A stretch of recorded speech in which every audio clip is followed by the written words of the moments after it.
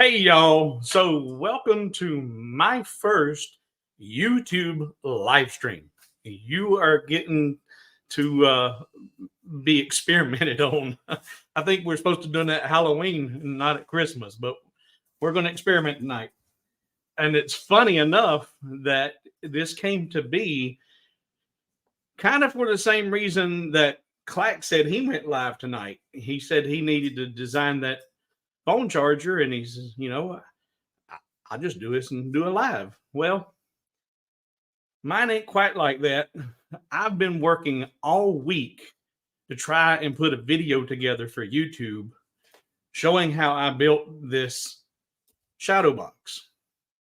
And I was going to do it a little differently. I was going to actually do it where I actually showed building the project. I was not going to be all light burn. It was going to be showing some laser work, showing the assembly process, the finish process, how I actually get to this point, not just the design. And I did it twice. And I lost the B-roll twice. My hard drive, where is it? I haven't thrown it away yet. Here we go. This thing has been my nemesis. And so I said, you know what? Screw it. I'm done. I'm not even going to try it again. And I had been mentioning what I was doing in a couple of different places and a couple of different groups. And everybody's like, man, we want to see how you do that. We want to see how you do that. So I figured, okay, well, why not? We'll do a live showing how I did the design instead of actually making the box. And how this came to be, like Clark said, your inspiration comes from everywhere and anywhere. And I try to have a new file or a new design every week so I stay fresh and keep you guys entertained, if you will, and learning something. But sometimes it's difficult to come up with an idea. And I've got a new cousin. This will be her first Christmas. And I made one of the 36-inch names with the CNC for her sister. And her mother wanted to have one for the new baby. And, well, I've been waiting for a Milmage to get up and going and thought that was going to be released at Lightburn Experience. That didn't happen. So everything got put on the back burner. And I said, well, I need to do something. So walking through the Dollar Tree the other night, I seen this shadow box. Well, actually, it wasn't even a shadow box. It's just a tray.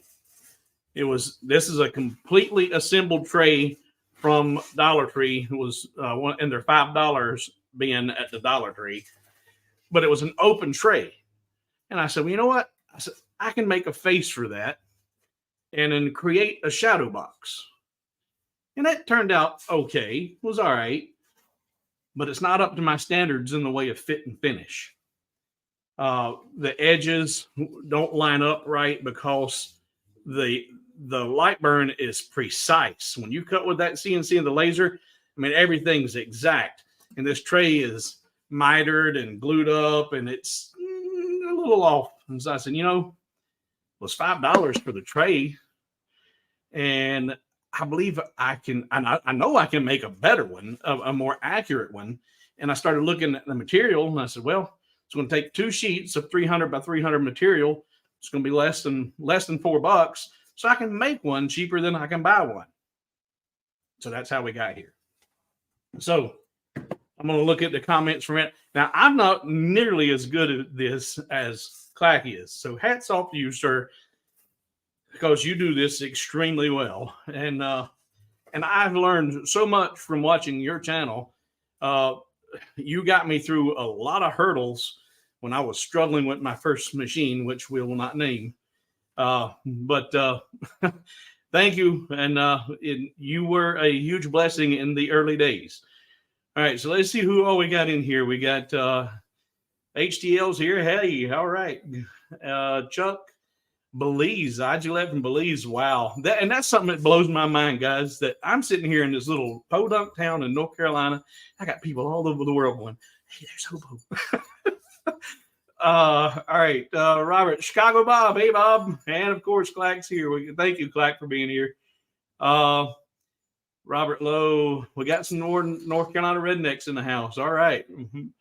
Let's see. Yeah, double feature, Brandon. I don't know how often this will happen because we'll just see how this goes. And of course, you got to know if there's a live stream going on, you can count. It's absolute. What is it, Jack? Like an American Express. You're everywhere I want to be. You're there. Jack in the shop's here tonight. Let's see here. Wow. A lot of regulars. And I think I'm saying this correct. It's Nipa. Nipa has been a regular viewer on Laser Maker's Realm, and she's been following a lot of the social groups. And thank you for your support and the with the files and just being part of the channel. Andy and guys, there's so many. I don't even want to go through all of them. So I think we've waited kind of long enough. I was kind of stalling a little bit before we just jumped into Lightburn to make sure everybody got through with their potty breaks. All the paperwork's done, and they're ready to come in here and learn something in Lightburn. And what I'm going to do tonight is I showed you this box. Well, this is, and I got the battery pack. This is the actual box that I ended up designing from scratch, and that's what we're going to look at tonight. And it's the slots and tabs, got my logo on the back, and then I stuffed it full of the little fairy lights to give it. And to me, that's kind of like in my hobo short-circuited brain, that's the bees. You see all the bees floating around in there, or not floating, but flying around.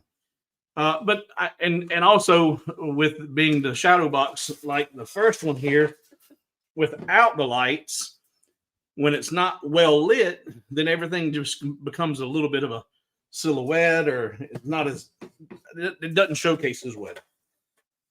So we're going to look at this, and you're going to be really surprised at how simple this is. And I'm going to design a little bit, and then I'll come back over here and look at comments and design a little bit.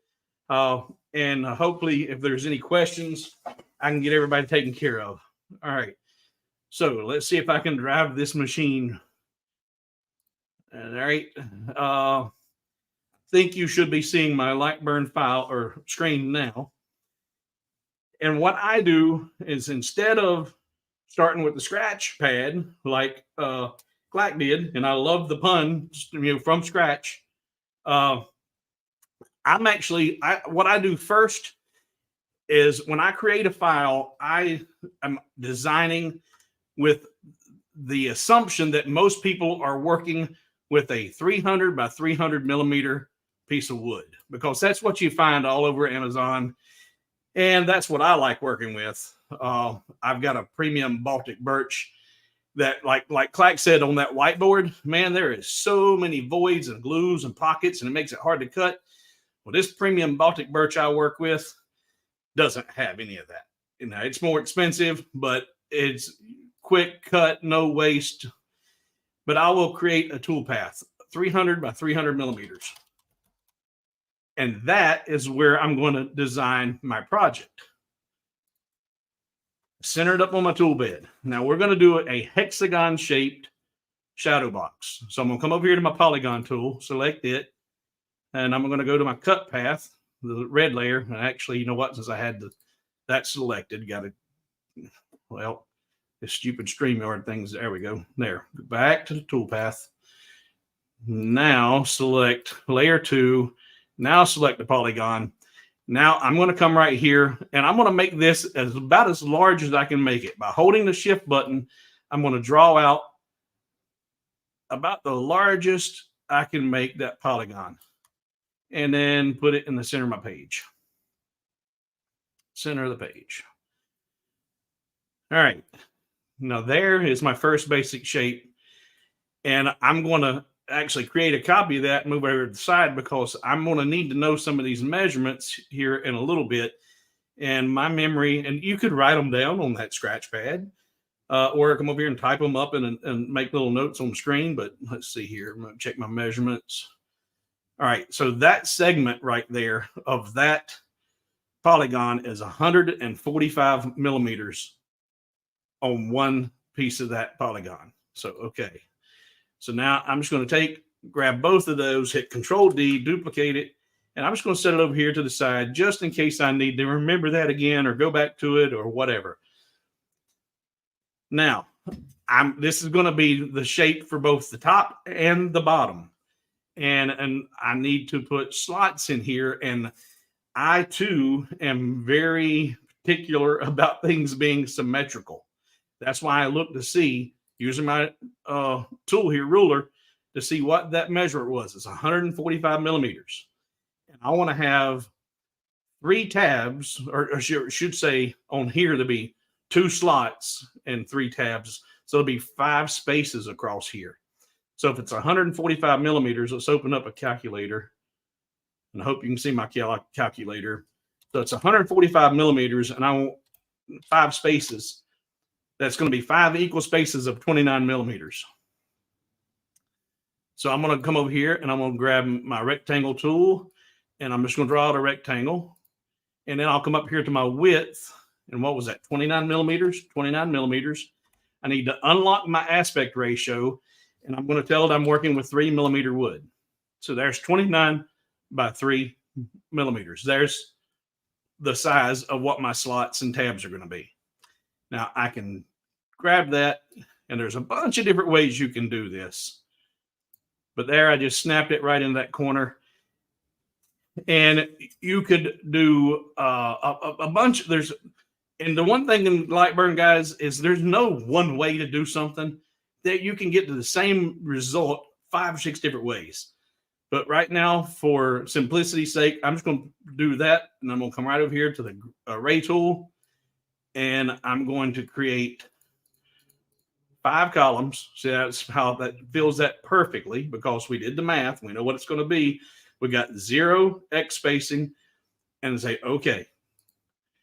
Now, I don't actually need all those. So I can select 1, delete it, select 2, delete it, select 3, delete it. And those are in the perfect position for where those need to be. But that's only 2 out of where I need to have them all the way around here. But what I'm going to do now is I'm going to select that, and I'm going to hit, I got both of them selected. I'm going to hit Control D, duplicate it, and move that up here, because that's also going to be a toolpath, because I'm going to need that when I'm making my tabs and slots throughout the rest of the piece. But now I'm going to duplicate it one more time, duplicate that, and I'm going to group them. And then I'm going to select the polygon and align it to the bottom. That shot them straight to the bottom. Now, those were not grouped. I'm going to go ahead and group those 2. And now I'll select both of those groups and group them. You could have just grabbed them all and grouped them, but just my way. All right, now, if you're not real familiar with the Boolean tools, whenever you want to use the Boolean tools, what you have to remember is they will only work with 2 objects. And there's a difference between objects and shapes. This right here is an object. That's an object, but that's also a shape. And that's a shape. But if you grab both of those and group them, if you look right down here in the bottom down here, that shows you that's now one object. So you've grouped them, and each individual piece has now become two individual pieces have become one object. And then I group those and group those, and now all 4 of those are one object. And those are in the exact place that I need those to be. But I need 3 more pairs, or 2 pairs, 2 more of those. So I'm going to hit that, and I'm going to hit Control D twice. 1, 2. Now I have 3 of those sitting there. So one of those is already selected, but I need to subtract it. So I need to grab my polygon first, hold my shift key, zoom in here and grab one of those. And now And see how this is now black over here on the subtract tool? Before, whenever you just got just a polygon, it's grayed out. You can't see that. But if you hold your shift key, as soon as I select that, you'll see that subtract tool is now black and dark. You can now select that tool. But if you're not familiar with the Boolean tools, and you don't know which one of these you need to use, there's another shortcut I'll show you, but not right now because these others are in the way. But I know I need to subtract, so I'm going to do that. Now, you can't really tell anything happened because all those duplicates are stacked on top of that. But that's okay. These are in the right position. I just now need to rotate my polygon. And that's what was selected as a polygon. So I come up here to rotate. Now, you need to make sure, and I call these anchor points, and I'm waiting for Lightburn to actually acknowledge this and say, hey, those are anchor points, because that's what these do. These will anchor your design in a given position. And if you tell it to rotate, it's going to rotate from that position. And right now, I need it to rotate from the center. And how much do I need it to rotate? Well, in a circle, when you're wanting to rotate something, a full circle, there's how many degrees? 360 degrees. But we got how many angles here? 1, 2, 3, 4, 5, 6 angles. So 360 divided by 6 is 60 degrees. So if I rotate that 60 degrees, now you see there's my slots over there. I've already got the polygon selected. Now all I have to do is hold the shift and select another group of those slots and hit subtract tool. You can't see it happen, but it did. Now I'm just got to come right back up here to the top, rotate it 60 degrees. Hold my shift button and select those. And now you can see that was the last one. So now you can see those chasing lights. Now here is what I was going to show you. When you don't know which one of these Boolean tools to use, if you come up here to tools and then come down here to Boolean Assistant, that's going to populate another menu over here. And it has all of the Boolean tools that you have over here on the left menu are right here. But the difference is you can actually see a preview of what they will do. So if I use that one, you see the slots are gone. That's not what we want. This intersection, that leaves only the slots. That's not what we want. But that is. And here's the other option, which doesn't give you the result you want. So here you can see which one of the Boolean tools you want to use. So we want to do A subtract B. And the way that works, guys, I'm going to hit cancel. The first object you select is A. That's the polygon. So A, hold the shift button, subtract, and hit that's B. So A subtract B will give you that.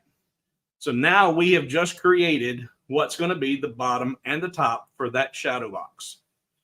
Now I'm going to switch cameras. I'm going to come back over the screen and I'm going to go up here and take a look at what you guys have been saying or doing and see if there's any questions I need to address right now before we jump into making the side pieces. So everybody's still saying hello, hello, hello. All right, I learned a lot from Hobo and Laser Maker's Realm. These guys, in fact, let's show that. What's he saying? I learned a lot from Hobo and the Laser Maker Realm guys and did my first 3D ornaments this year with tabs and slot stuff. Thank you. Thank you, HDL Holsters. And for a lot of you guys who may not know Hobo with Wood, we ain't going to go into a lot of history, but I got to be Hobo with Wood because I ended up selling my business after having multiple heart attacks and strokes. And so this brain functions on about 6 out of 8 cylinders. So while I do know your name right now, HDL Holsters, it is completely left the building. All right, so before I move on, does anyone have any questions about what we've just looked at right here? Questions, questions, questions. All right. So now, thank you, Jeremy. Yeah, I knew that, Jeremy. I knew that. All right. Now, what I like to do is you can do several things. You can save this now, like Glack suggested, which would be a good thing, but I've already got all this saved and I'm not going to do that right now. But I've got this already created. I'm going to hit Control D, duplicate it, and I'm going to move that up here out of the way. That way, if I mess up in here halfway through it or something, I can go back here without having to undo a bunch of stuff, and I can just go grab it and start fresh. But there's my top and my bottom.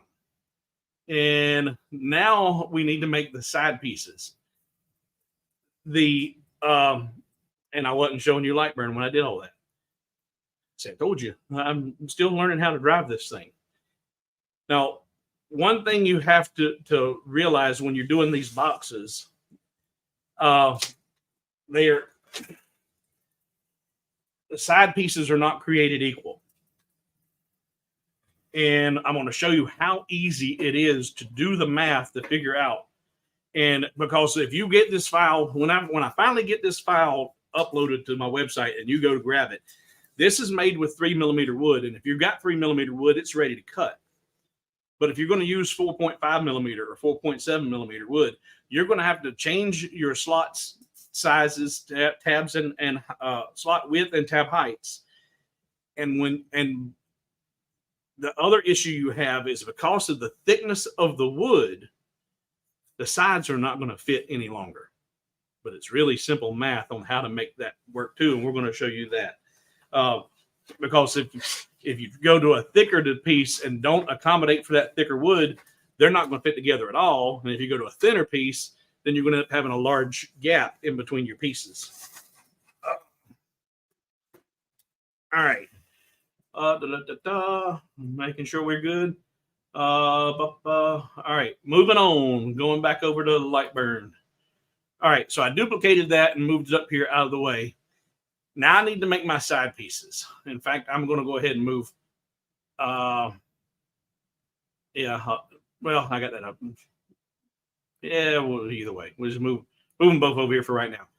All right, and I'm going to duplicate my work piece or my tool path, duplicate that and send it to the center because I want to make sure when I'm designing that everything's going to fit on my 12 by 12 piece of material. All right, so the first thing I need to know is how long was that and what was it, 145mm? So we come back over here and look at the segment. Yep, 145mm. That's the length of one side piece or the width of one side piece. And I'm going to draw a rectangle out. And we're going to tell it to go to 145mm. And now your height, that's going to depend on how thick do you want your shadow box to be. Do you want it to be a 1-inch shadow box? You don't want a really deep box. Or if you're going to actually be making a box you're actually going to display something in it, and you need it to be a 3 or 4-inch box. Well, that's what you do here. You just set how deep do you want it to be set to your height right here. But you want to keep in mind, if you're going to try and get it on one piece of material, well, you got 300mm here to work with, and you're going to need to have 3, 3, and 3, 3, 3, and 3. You need 6 pieces on here if you're going to get them all on one piece. And I got it 145. There we go. All right. So 145mm is my first piece. Now here is my tool path that is the size of my slots. And you're going to have 2 different designs on these side pieces. You'll have 3 of one and 3 of another. But what you're going to have is, in fact, I'm going to leave those up there and Control D, duplicate those. And I'm going to bring them down here. And I'm going to center that. And then I'm going to, now you can, and I'm going to show you guys, at least I hope I'll show you some tools you haven't seen or didn't know about, or don't use that much. But there's a couple of different ways you can align this to here. We don't run it on the top, because if you select this and tell it to align to the top, that actually goes to the inside, and we don't want that. We need these to be on the outside. So with those there, you can come up, if you don't have these tools right here, this is the docking tools. If you don't see these on your tool path or up here on your menu, if you go to Window and Arrange, turn off Arrange and turn on Arrange Long, that will show you a lot more of these capabilities and a lot more of the tools and options. But with this there, I've already selected it and already I'm pretty sure I've already centered it. Yep. So now I can just select that. Look over here at your padding and make sure you have 0 padding. And this only works when you're on the tool path or on the work bed. If you're on the work bed, then docking will work, but docking will not work if you're designing off of the work bed. But with that selected, if you come up here and you look for this one's got the motion showing up on top, that sends them right down to the top of that board. I'm gonna hit Control D, duplicate it, hold my arrow button and just arrow it straight down. And now I just need to dock them straight up. We'll use the opposite one. So now those are in position. Another way you can do that is if you take and select it and then select your rectangle in a range, you've got distribute horizontally together or vertically together. And that was Alt Shift H for the shortcut keys, or go back in a range, distribute, move vertically together, Alt Shift H. So that put all of those tabs in position for that piece. Now I need to ungroup that because I only need one of these. And I'm going to hit Control D, duplicate it. And now I'm going to use my less than button, which is also your comma key. And if you look at that, look at your keyboard right now, look at your period and comma key. If you look above the period and comma key, you actually have your greater than and less than symbols. If you think of those as arrows, if you hit the comma key / the less than key, it's going to rotate it in that direction. And let's do a real quick something another that see tools, draw out a quick shape.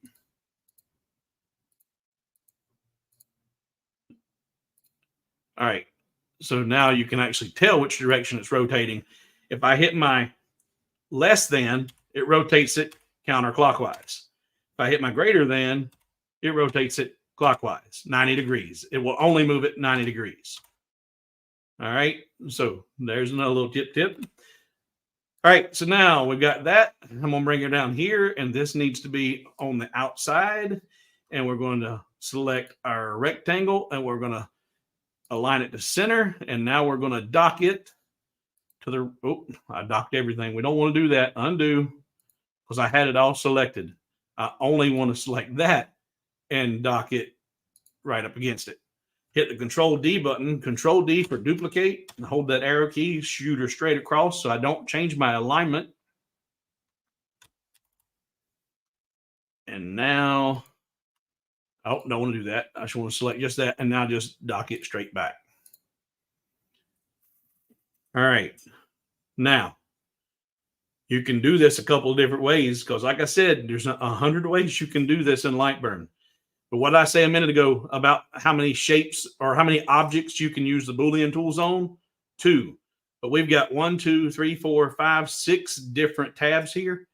Well, you can actually select everything, hold your control button, and deselect that rectangle, group all of those. Now that's one object. Hold your shift button, select that rectangle, and now weld it together. And there's one piece ready to go. But before I do that, let's undo that. I needed to have another one of those rectangles. Control D, duplicate it, move it over here. Boom, boom, boom, boom, boom, boom. All right, and now try that again. Hold the Control, deselect the rectangle. That is, all right, it's already grouped. Now hold my shift button and select that and weld it. All right. And we'll do it again. We're going to undo it again because there's something else we could have done. And we're going to ungroup all of that. And we're going to select all 4 of those, actually, and group those. Hold the shift key, select that, and center that up. I didn't duplicate it, dummy. Select those.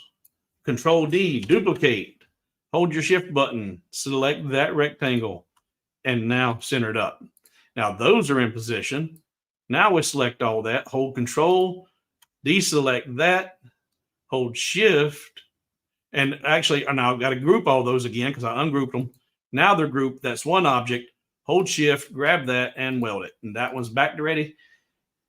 Now I've just got to do this one. Now where this piece differs from this one has got to have an internal slot in order to marry up to that. But more than that, we have to reduce the size of this. Because if you use another 145 millimeter piece, they're not going to line up. And I'm going to come back over here to this first polygon. And I'm going to draw out a rectangle. And I'm going to tell it to be 145 millimeters by 3 millimeters. And like Clack did with the slot in his phone charger, this is just simulating the overhead view looking down on top of that piece of wood. And if I grab the corner of that rectangle and put it right there, that's where that piece would be if it's fitting in the slots, because the slots are down here. That's going to sit right on top of that. That's going to snap in place.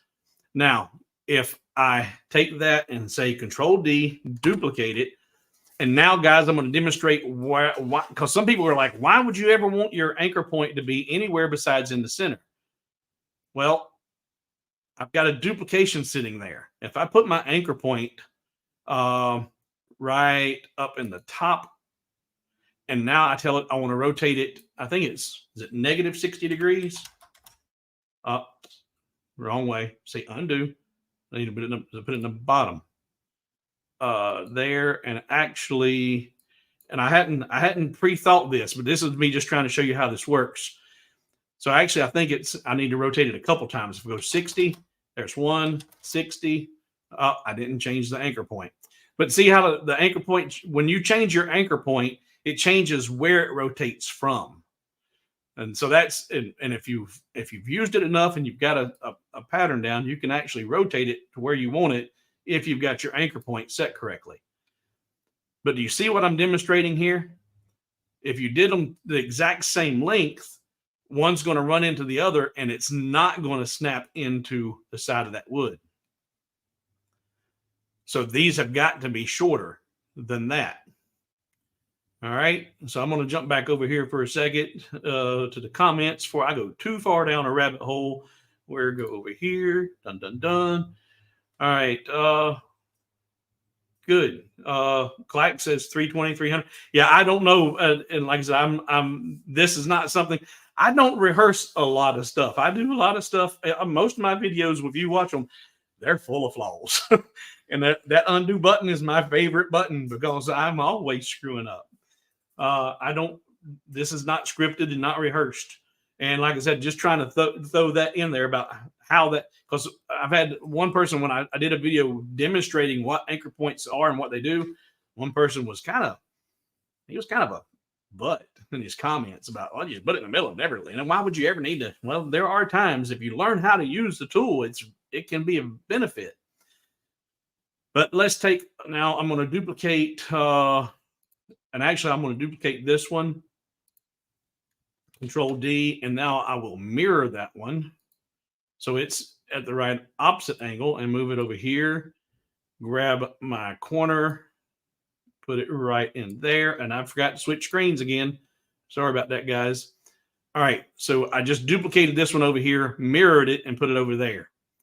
So now you can see if this was going to be the shorter piece, you can see how much shorter it needs to be. And believe it or not, it's actually one of the most simple things in the world.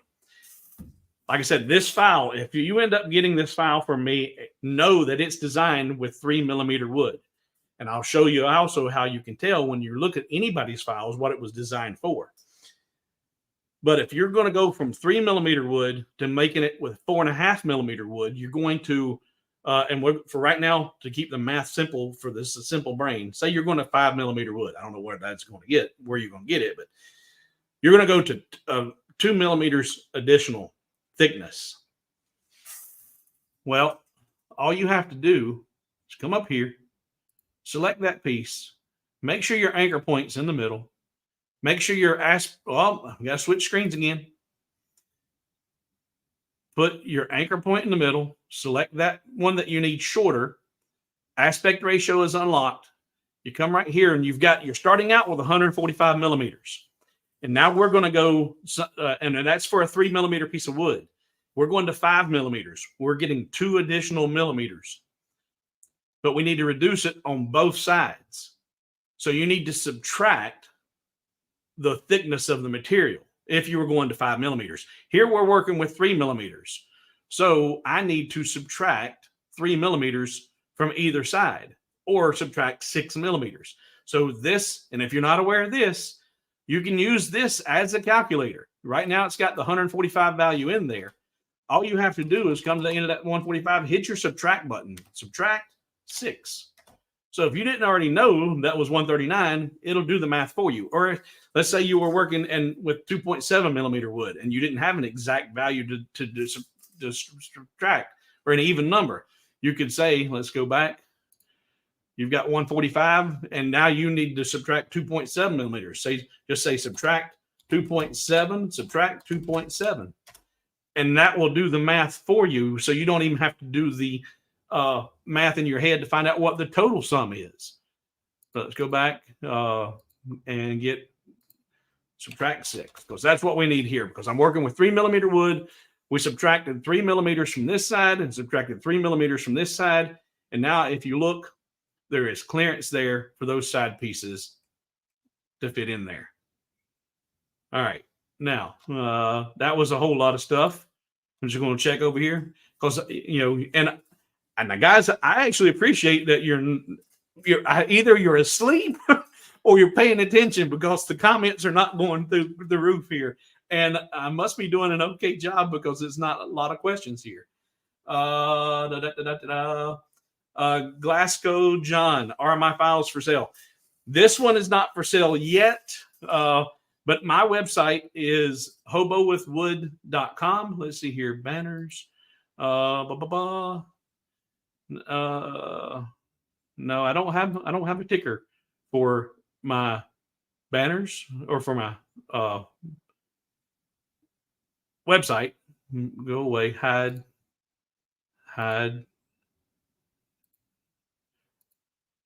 Anyway, and see, I'm still learning all this.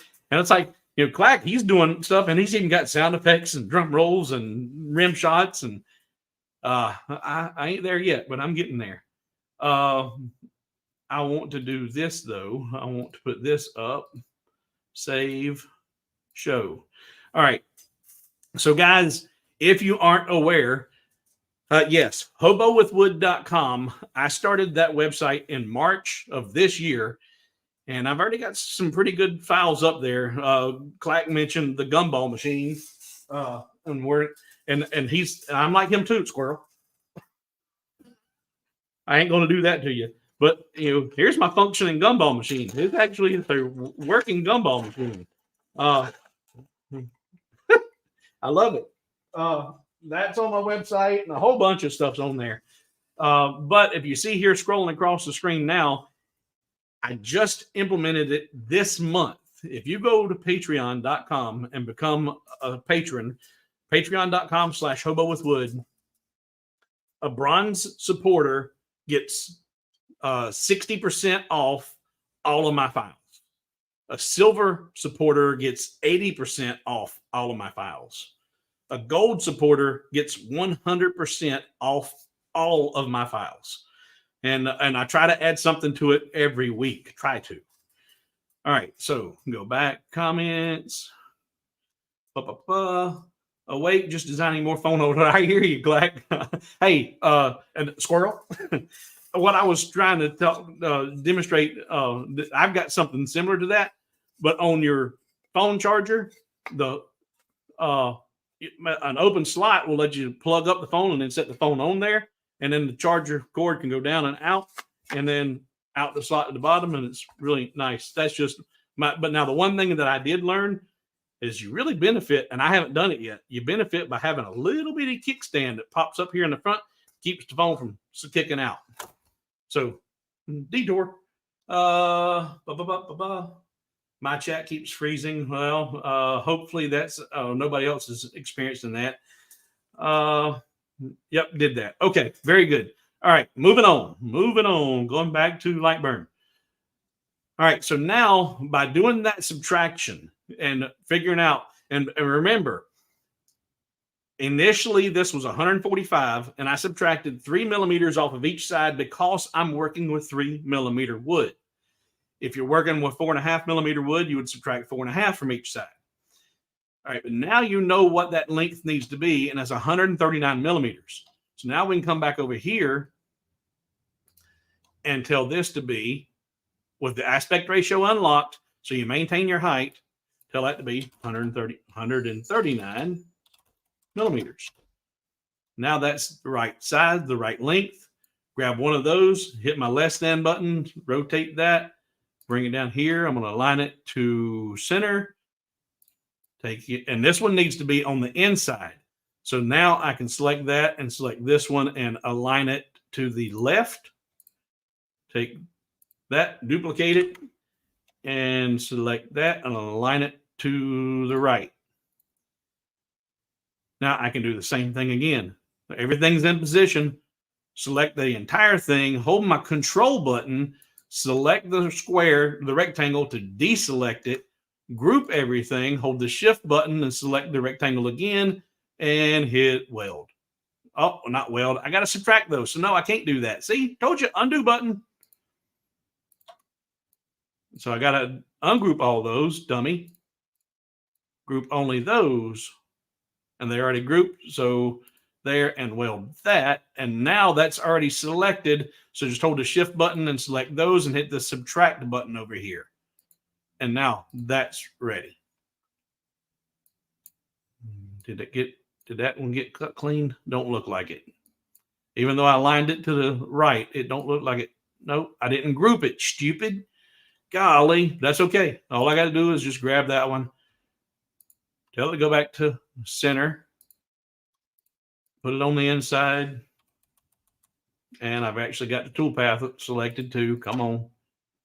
Grab that one, align it to the right, and now say A, subtract B, and now that's ready. Now we've got a top and a bottom, and we got the sides, but we need 3 of each of those.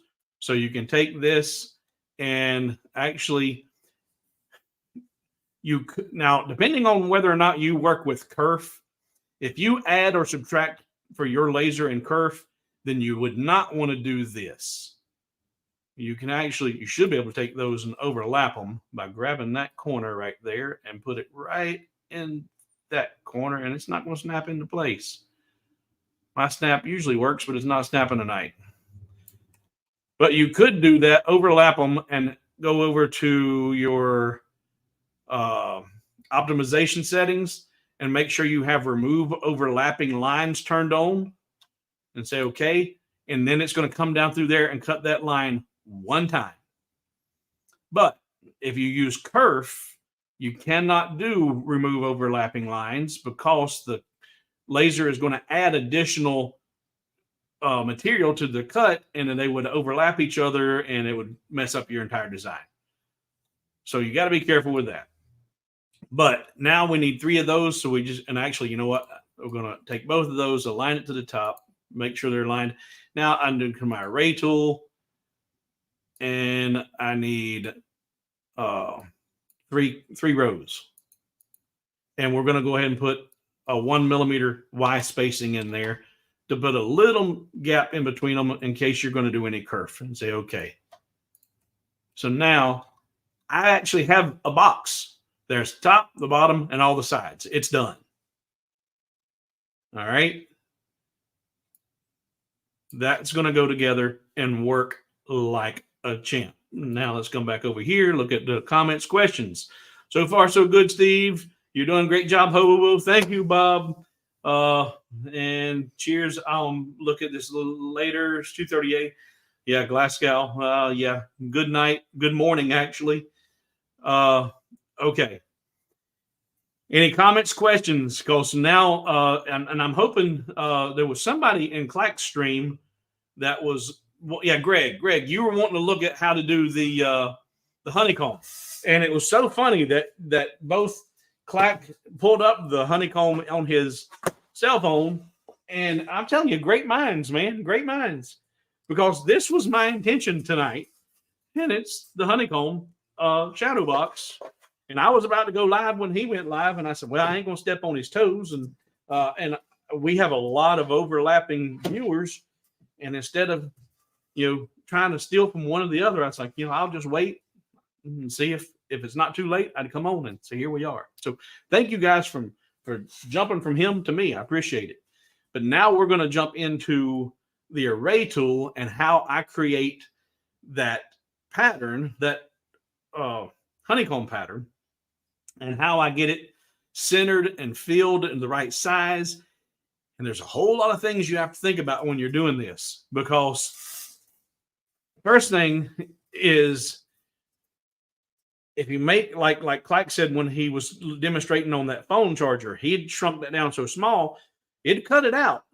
But boy, then we'll get fragile, the little bars in between the honeycomb.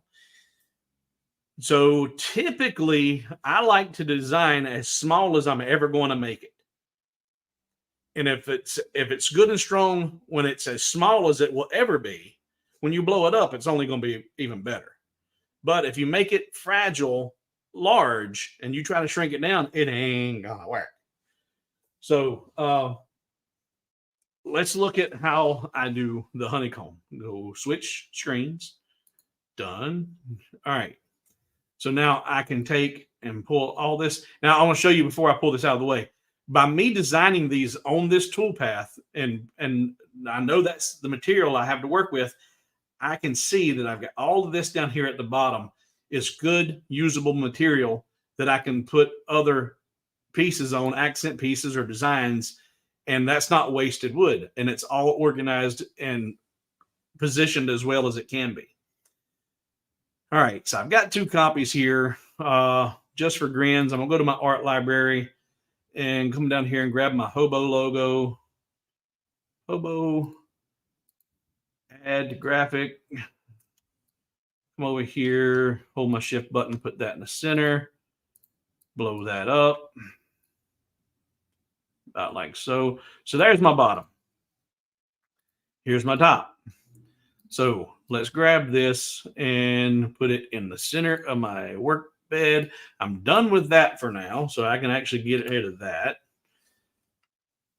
Now I need to create a honeycomb pattern, and I need to know how big is it going to be. And this is, and I can appreciate Clack so much when he talks about his OCD. When I'm designing, and I told you, this is how you can tell what the material was intended to be used when you make a design. If you get a file from me and I don't say, hey, this was 3mm wood, all you got to do is grab your ruler and come over here and get the length of that segment right there. How deep is that slot? And right there, you can see it's 3mm.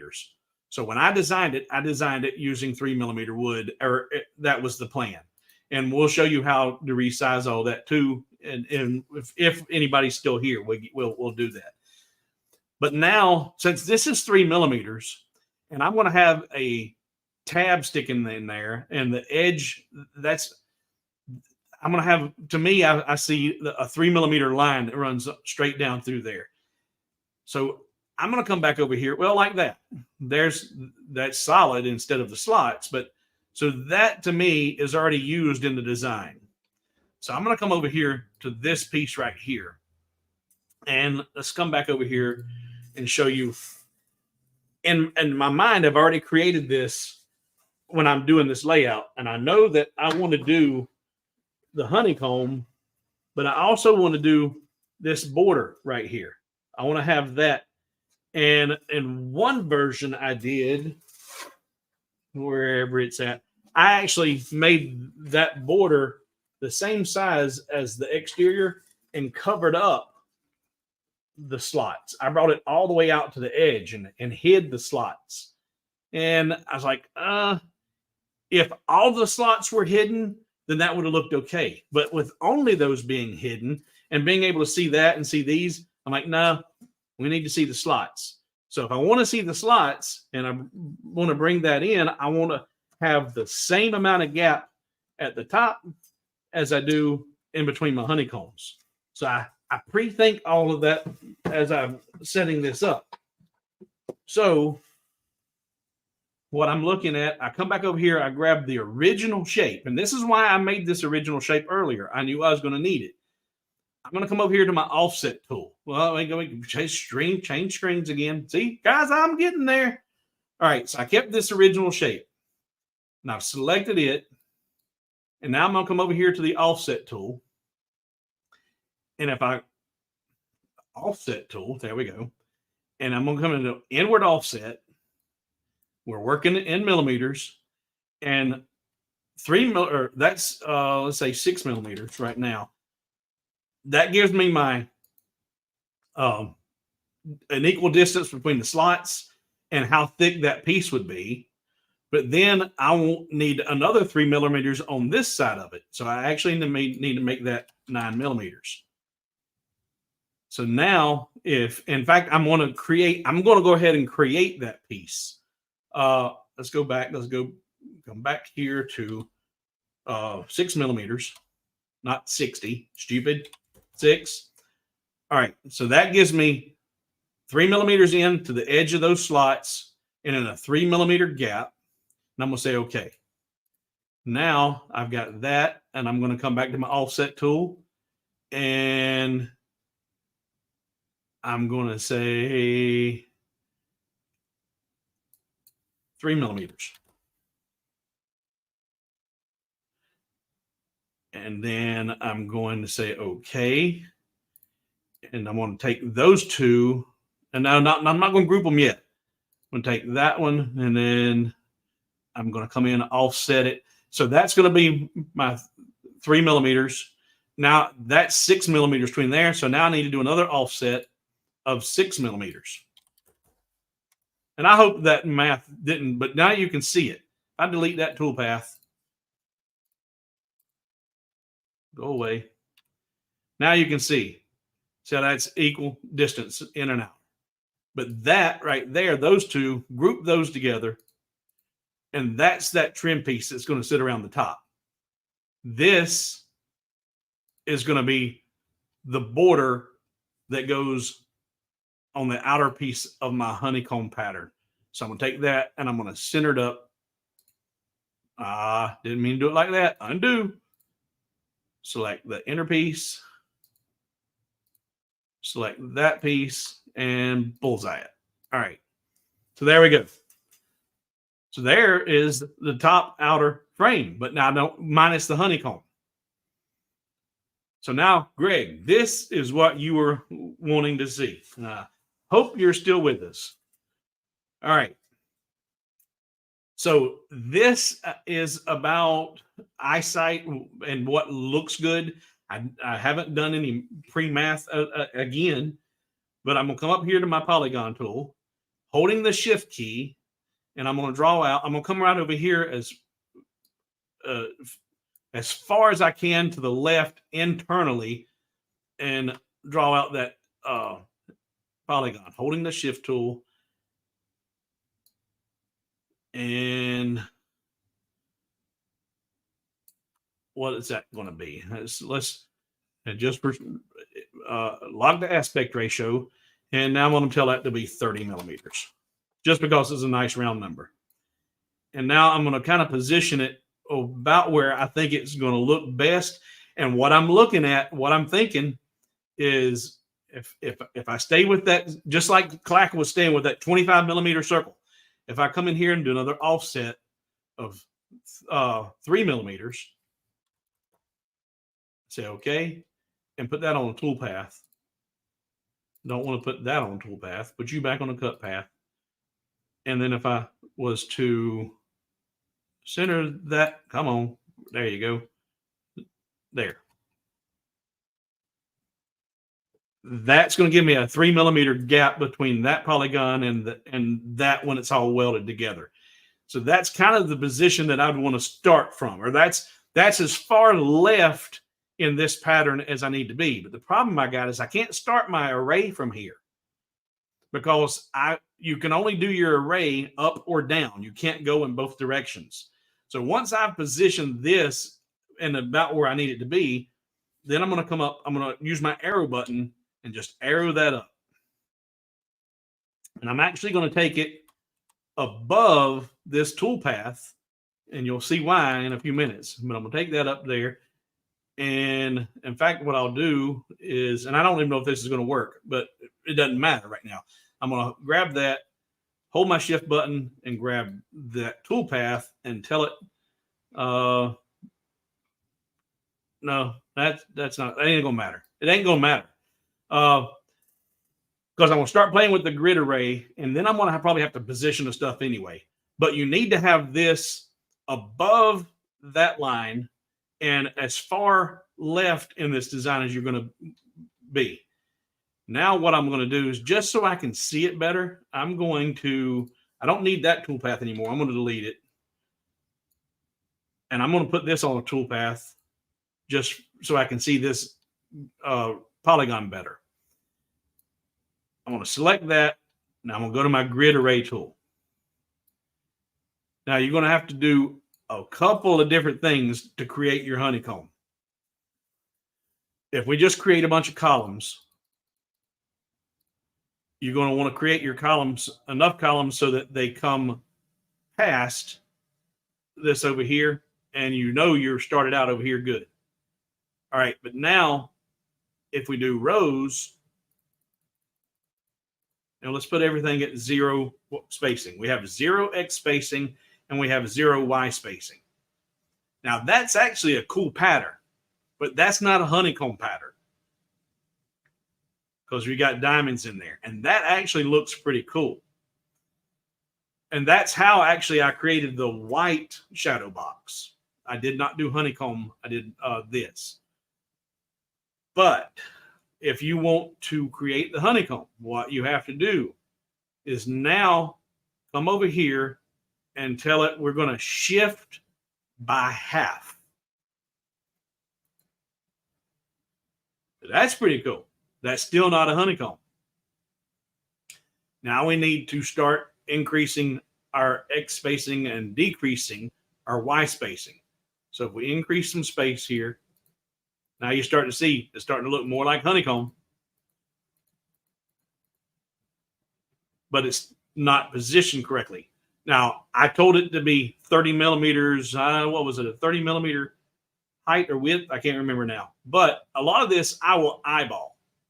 But you can actually put in the exact measurements if you knew what you were playing with. But you can tell this by looking at it. But now we've got those shifted by half. Now here you're going to come in here to the Y spacing and start decreasing your Y spacing. Not increasing, decreasing your Y spacing. See how it starts pulling them up in there? And now you can see your X and Y spacing. You can keep increasing it and decreasing it until it's starting to get there. Okay, no, go back. That was too much there. And it's probably we're going to do negative 12.5. Yeah, there we go. And that looks like that's symmetrical to me. All right.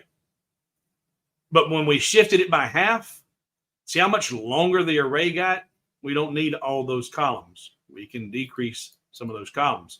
You want to make sure that you come well past this, because we're going to have to move this whole array into position. So let's increase our rows, and you want to come well beyond the bottom like that.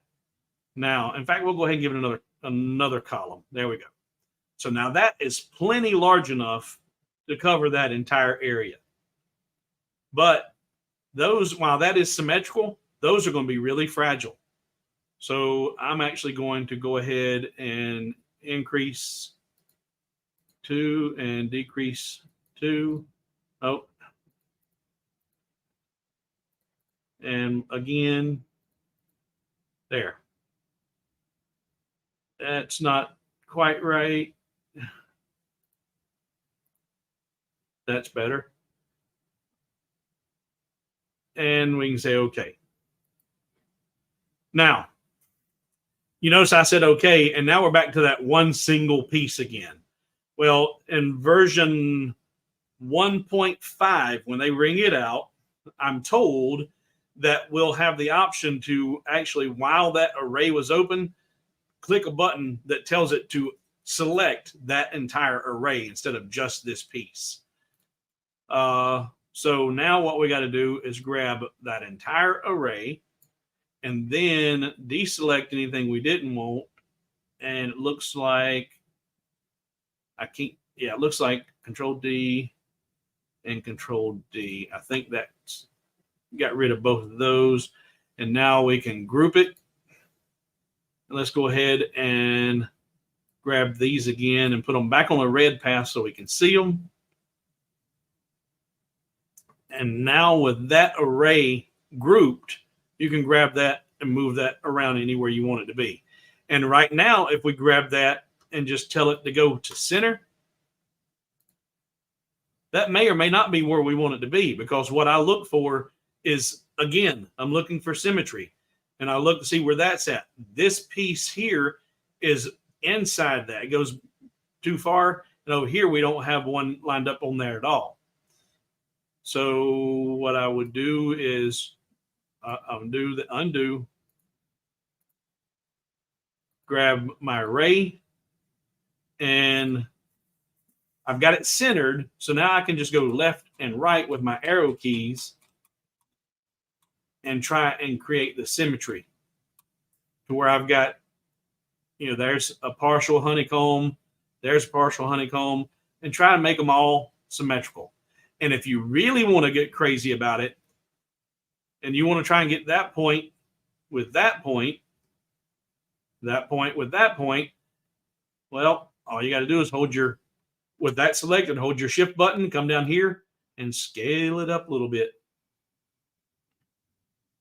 In fact, if we come back here and grab that piece, do that offset again of 3 millimeters inward, and select the resulting, and then put it on a toolpath. I shouldn't have deleted it a minute ago.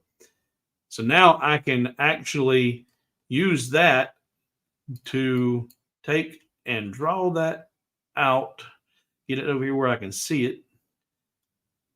Hold my shift button and draw that out to about there. And that's going to give me real close to a 3 millimeter gap in there. That's close enough for right now. Now I need to make the honeycomb be in that center piece. So I'm going to delete that toolpath.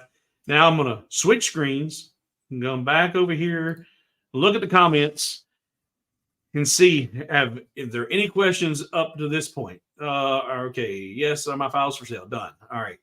Oh, wait, designing more phone holders. Yes, doing a great job. Thank you, Chicago Bob. So far, so good. Keep freezing. Where I believe kerf becomes an issue if you're using No. Let's see. Y'all guys, you talking amongst yourselves here. Wouldn't you account for the kerf in the beginning when you size the tabs? Some people do. I think Rich, Louisiana hobby guy, I'm pretty sure he does. That's why I say there's no one way to do this. It's really, and I am a huge believer of right brain and left brain people. People do not think the same way. And just because you're right-handed and he's left-handed, as long as you get to that same point, it doesn't matter how you get there. Some people do account for the kerf when they're doing the design. I don't. I have tested each of my lasers, and I know what the kerf is for that. So I don't worry about that when I'm designing, and I don't do the overlapping lines when I'm doing boxes. So I've got all my design set out, and I can actually input the actual kerf in the settings for that layer, and I get a tight friction fit. And I used to make fun of Rich because he says he likes to hammer his stuff together. In fact, he's got a little special hammer. I do too now. Because once you get that kerf dialed in and you got it just right, And you can put these things together with no glue. So no, you can do it that way, Mark, but you don't have to do it that way. Blah, blah, blah. And I believe kerf becomes an issue if you're using closed slots. And yeah, if you're doing internal, I think like not on the edges, then yeah, then that can start to be problematic because you're taking the kerf into consideration on all four sides. But when you're cutting the tab that goes into it, you're not getting it. It does become a little bit tricky. Go away. The machines have very little kerf to be concerned with as long as you glue it up. Yeah, if you glue it up, like I said, in fact, where is it at? I had it laying right here. Oh, is it behind me? I don't know. One of the tests I did, I've got the perfect cube, and that thing is solid, and it has no glue whatsoever. What does that say under the? Brandon's asking, what does that say under sweeter than honey? This is a scripture from the Bible. It's Psalms 119, 103. And how sweet to my tongue is your promise, sweeter than honey to my mouth. Psalm. And I'm planning on doing another one using a verse from Matthew talking about letting your light shine. And then it being a lighted box and play on the let your light shine. Hide you. Blah, blah, blah. Mirror using anchor points. Yeah, that, like I said, I use them all the time, and I use them pretty effectively. But today, and this, you may not believe it, but I am stressed right now because I'm trying to figure this out, the comments and this and that. But we're getting there. We're doing all right. Let's see here. Go away.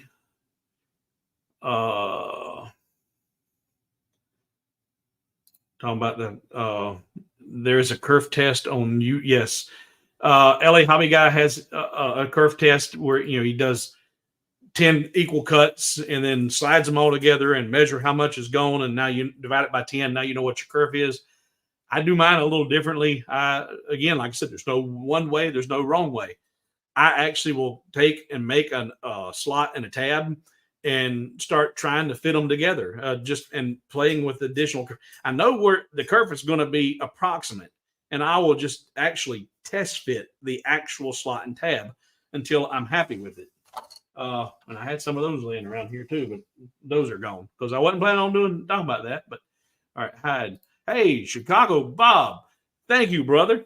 I didn't even ask for no money tonight. Thank you. Yeah, guys, if you like what's going on and if you've learned something tonight, down below there is the super thanks button. And Chicago Bob, bless you, brother. Thank you. Clack, doing great. Thanks, man. I appreciate it. Hello from Southern Illinois. Yes, you're doing fine tonight. Okay. How long have we been at this? Man, we're an hour into this already. All right. So let's get back over here to Lightburn.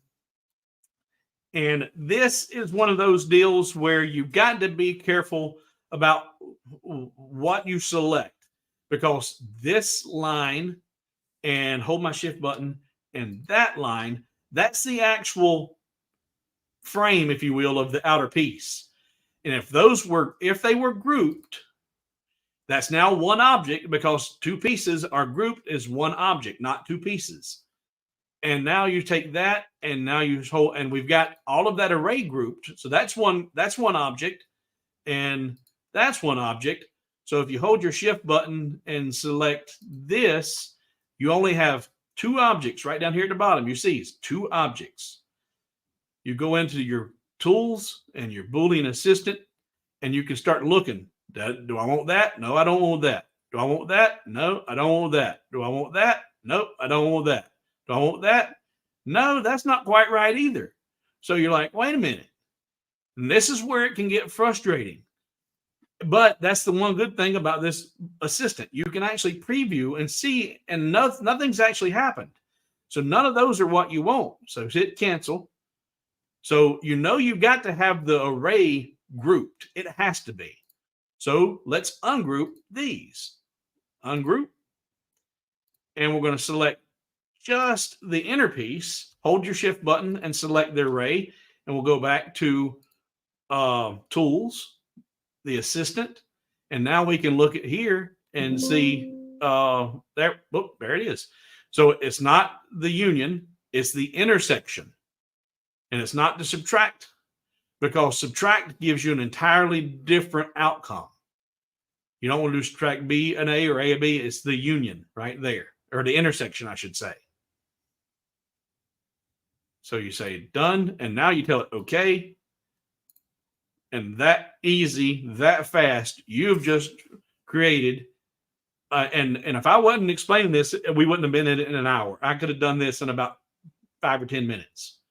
And when you practice this, you will get to be able to do this really quickly yourself and save some money on, instead of buying boxes. You can, like I said, well, let's see how many pieces of material this will be.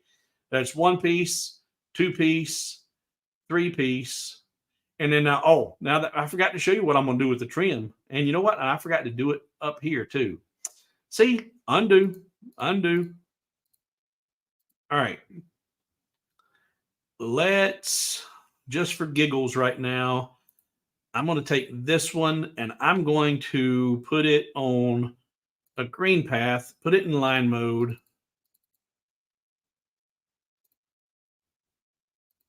Say okay. And now I'm going to turn off my red output. Turn it off. There we go. So now all I see is my green toolpath. I'm going to create some scallops with this. And so it's not just a hard line cut on those honeycombs. And for that, I'm going to use node editing. And right now, man, we talking about all kinds of tools tonight. We talking about anchor points and then nodes and you name it. The add and subtract tool. Bob, you getting your money's worth tonight, brother. I appreciate you. All right. So now what I'm going to do in order to create the scallops, I need more nodes. So I'm going to come in here to this top line and I'm going to use the letter M as in Mary. And if you come over here to the node tool and you just hover over it for 1 second, it will actually create that little pop-up menu and it shows you all the things you can do here in the node tool. You have S for smooth, which we're going to use. You have L for convert to a line, C for convert to a corner, D to delete, I for insert, M for middle, which is what we're going to use. And it just timed out. Come back. M for middle, B for break apart, T for trim, E to extend the line, and A to align. And that A to align is a pretty neat tool too. We're not going to go into that tonight. That's a whole nother ballgame. But we are going to use M as in Mary for middle, and we're going to use S for smooth. Now, what's neat about M is it's going to insert a node right here in the middle. And you see how my crosshairs just changed to that little circle and a half of a crosshair? That tells me I'm in the middle of that line. So I can hit the letter M, and that gives me the node right in the middle. But right now, what I'm going to do is I'm going to hit the letter D. I'm going to hover over that and hit the letter D to delete it, because I'm going to show you what M does. All you have to do is be on that line. You don't have to be in the middle. I'm going to come way over here to the left, and now I'm going to hit the letter M as in middle. It puts the node in the middle. Now I'm not moving my cursor. I'm going to stay right there, and I'm going to hit the letter M again. It puts a node in the middle of those two. And I'm going to hit the letter M again. Puts a node in the middle of those two. Now I'll need to come over here and put a node. Come over here. I'm going to hit node Mary twice, M, and a node there. And I only use the letter M to create all of those, and it equally space those out. So I'm going to come down here to the kind of toward the bottom of this line, use the letter M as in Mary, and I'm going to just do it really quick. I'm 1, 2, 3, and then middle, middle, middle, and middle. Come over here, come down here. I'm going to 1, 2, 3, middle, middle, middle, and middle. 1, 2, 3, middle, middle, middle, and middle. 1, 2, 3, middle, middle, middle, and middle. And again, middle, middle, middle, middle, middle, middle. All right. So that just created equally spaced nodes on all of those lines, all those tangents. Now what I'm going to do is I'm going to hover over every other node starting just inside the corner. And I'm going to hover over it and hit the letter S for smooth.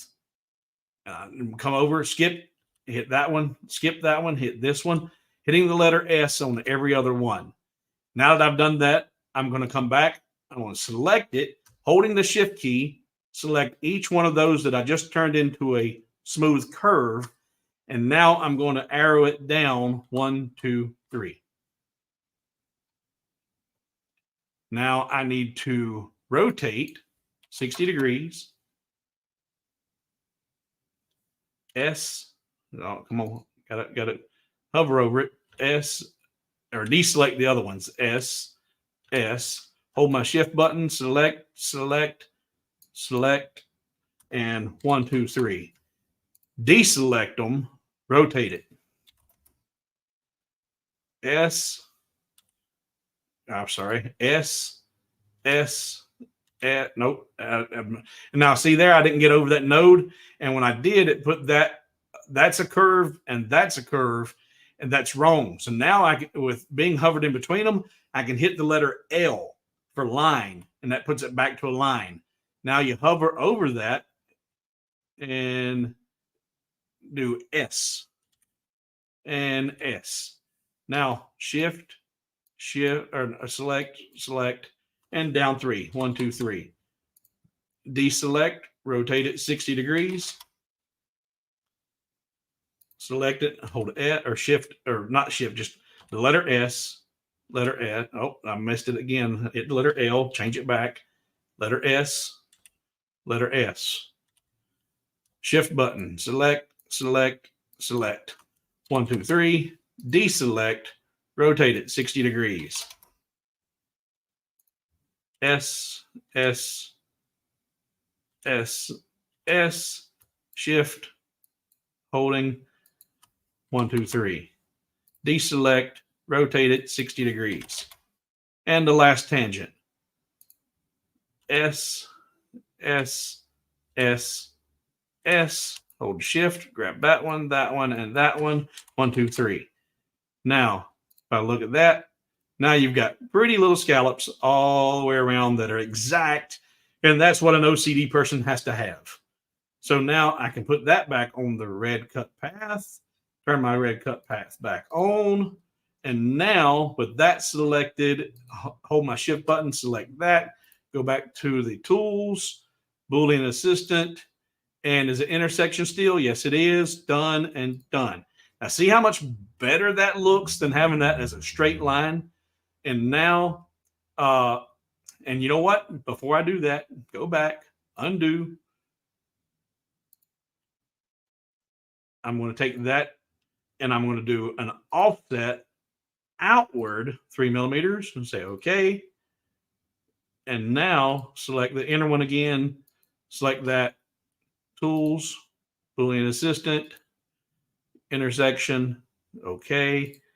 And now I can grab this. I'm going to ungroup it because I don't want that straight inner line. I'm going to grab that one and come over here and bullseye it. And so now this and this grouped.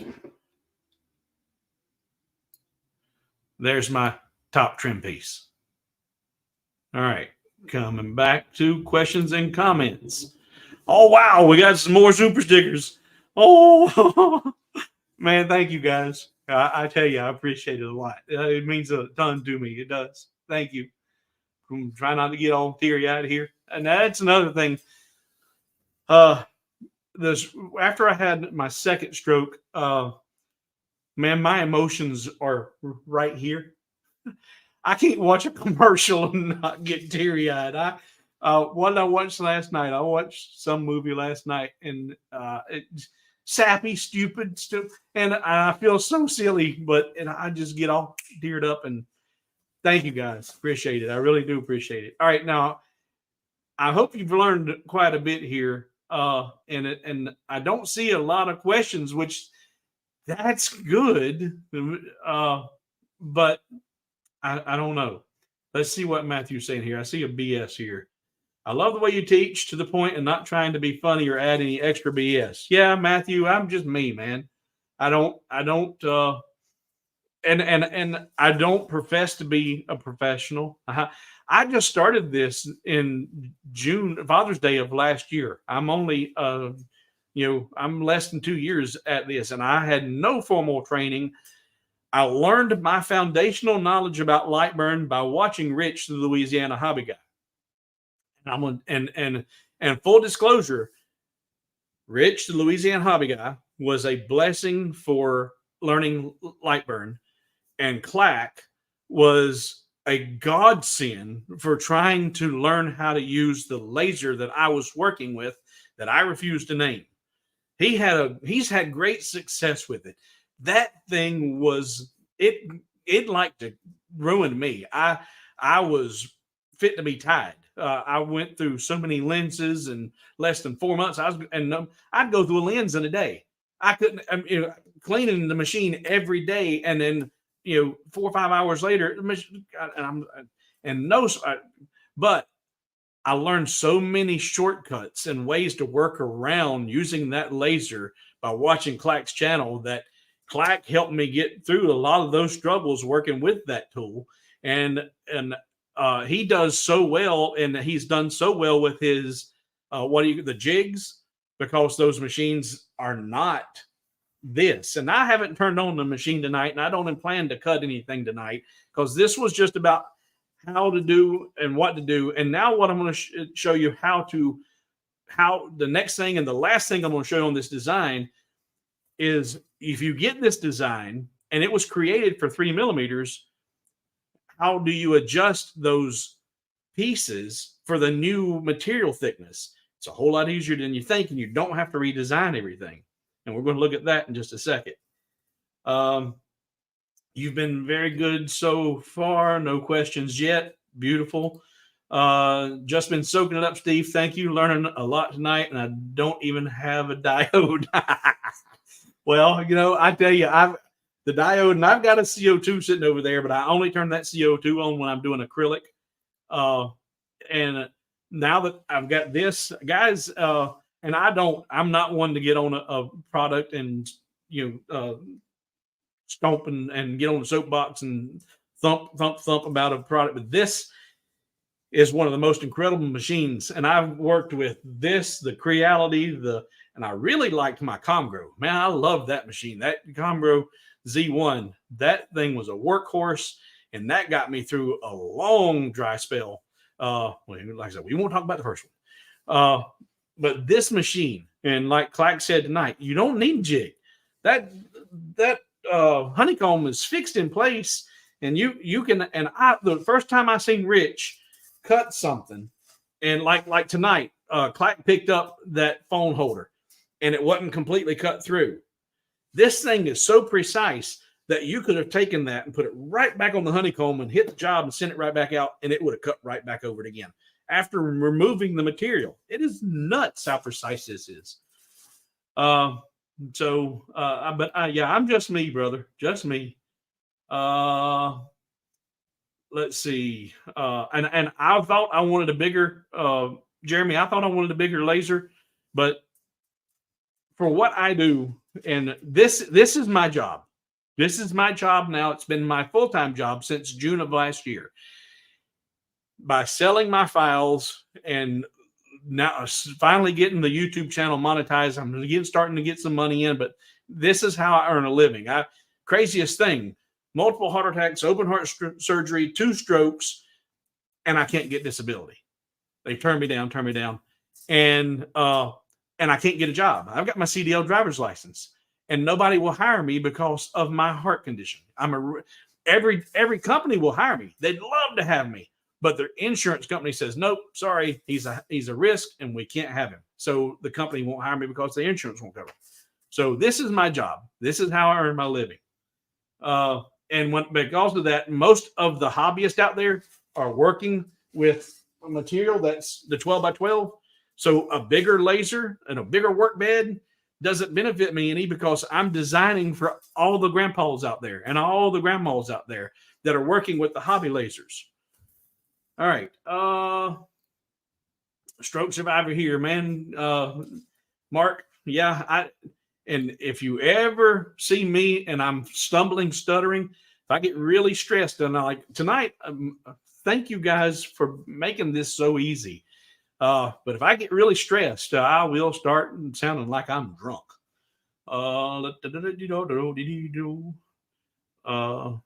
See.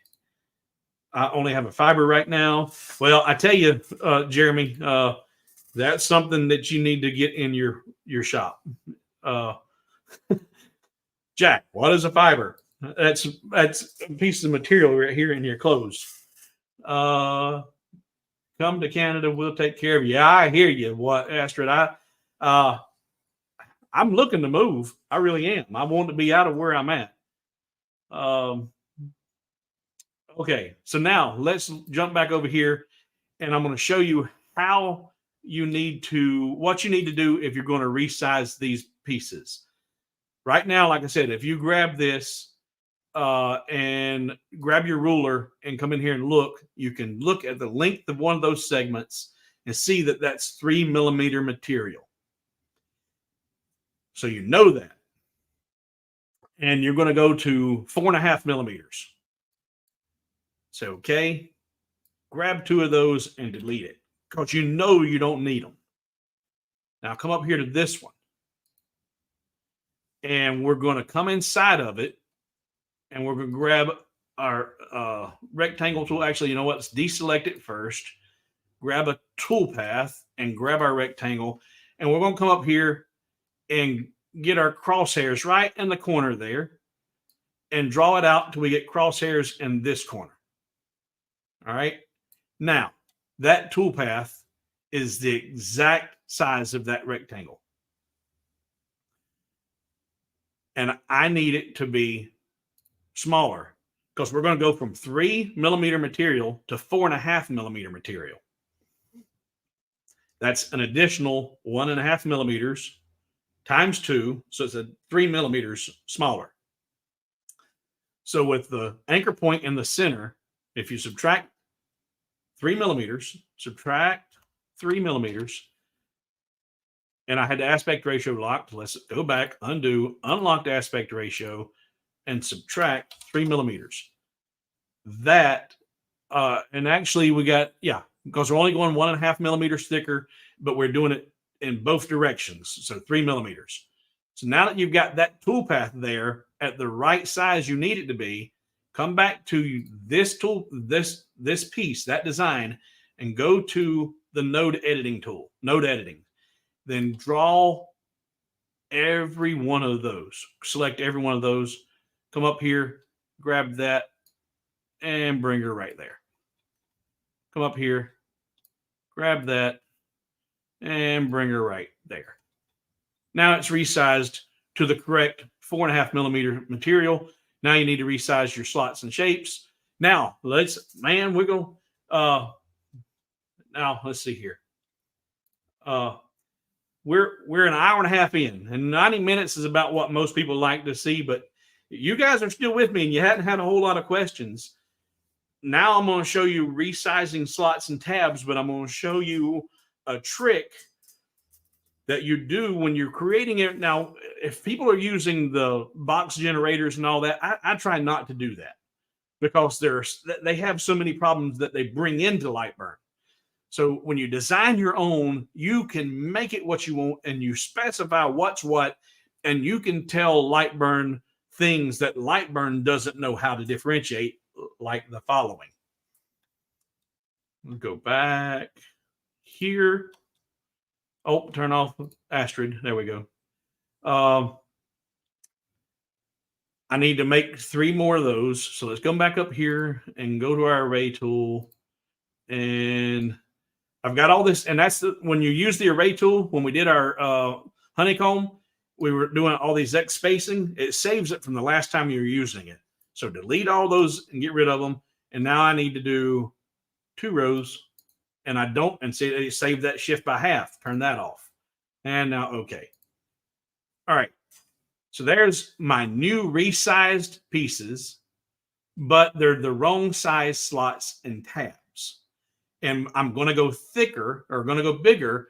And I had 0 spacing there. So I kind of messed that up. So we're going to come down 2 and then select that one and down 1. Now those are equally spaced, but I'm going to need more spacing in that because I'm going to get ready to make these tabs bigger.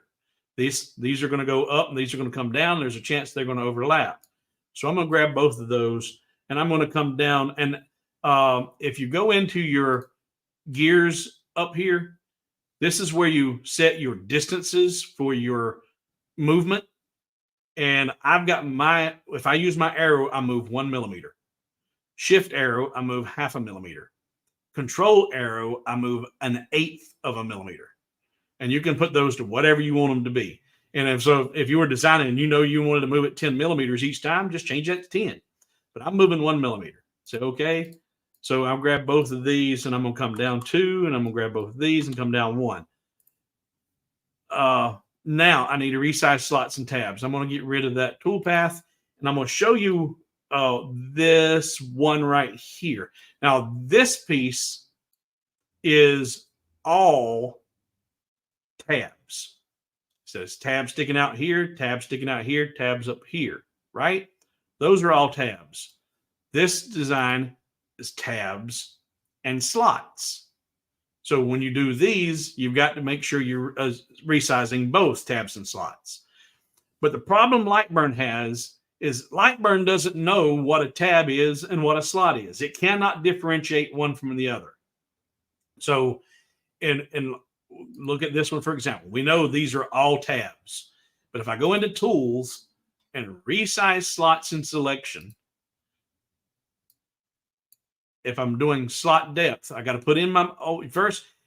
A lot of people are like, "Oh, don't work, it don't work." Well, it's because you've got to put in your measurements. The old material thickness, the tab height was 3 millimeters. So it does not auto detect what it was. So you have to put in 3, and then your new material thickness. And we're going to go to 4.5. And I actually increased my tolerance level by 0.5 millimeters or greater. That way, if there's a slight variance between one and the other, you've increased this tolerance level enough that you're going to get everything. But if you notice right here, this is wanting to resize slot depth. That's not a slot. But these over here are. And if you were to grab both of these and tell it resize, and you want to resize these slots, and you're not paying attention, it's going to resize these two. And when you do, that drops down here. And now whenever you try to put your lid on, the lid's going to come to here and stop. Now you're going to have this gap right here that just ruined your design. So what you have to do, and what I do, if you ever buy any of my designs, I do this. My designs are already distinguished so that Lightburn cannot screw it up. If we go into node editing and we look, here are 4 nodes right there that make that tab. But here are 4 nodes that make that slot. But that's not a slot. But Lightburn doesn't know that. So to keep Lightburn from being confused, in fact, what I do, these wouldn't even be here yet. Delete those. Select this, go back to node editing. What I do is I come in here and use my favorite letter M and put a node right here in the middle of all those, of both of those. So now there are 5 nodes right here. And if we go into Tools and Resize Slots and Selection and try to look at slot depth, it no longer sees any slots here. And to show you that it is still working, if I select both of these, come back, get both of them, go to Tools, Resize Slots and Selection. In fact, look there. There's the slots. These are not slots. I need to do the same thing here. But see, it no longer sees these anymore. So I got to come over here and put in 2 nodes right there. So cancel, grab that, go into node editing, put in M as in Mary, M as in Mary. And now, if I look at both of those in the tools, resize, slots and selection, if I go to resize slot depth, it's only going to move those slots. I go to tab height, and it's going to move that tab, that tab, that tab, and all those tabs. That's exactly the way it needs to be. And you'd say, okay. And now we've changed, that's the tab height. Now, this is something else that you can expect in version 1.5 when it comes out. You see how the tool closed, but we only got our tabs. We did not get our slots. Now we got to go back again, open the tool back up, and then go get our slot depth, and now say okay. Well, in 1.5, thanks to yours truly, when you open this tool and go to resize slots and selection, and it's partly because Lightburn cannot differentiate one from the other. They won't let you do multiples. You can't do slot depth and tab height at the same time. You do one or the other. But what they're going to do in 1.5 is now what happens when you select tab height and say, okay, the tool closes. Then you got to go back, open it again, come back, do it again. Well, they're going to put in another button right here that'll say apply. And so you'll do tab height and apply. And then you go slot depth and apply. Slot width and apply. And then say okay, and it'll close the tool. And now that you've done, you've modified and you make your modifications to each of these individual pieces and make the slots and the tabs. Then once you've modified them, got everything working right, then go back to your array tool and do your additional pieces. And we'll give it another and say okay. All right, back to me. All right. So, yes, I agree. Lasermatic is awesome. Yes, Kevin, it is awesome. All day long, did a cool engrave. All right, you guys are back and forth with what y'all been doing. That's cool. Just been doing more stove covers. Yeah, Jack, go ahead. Jack's taking a page from Clack, making some money over there.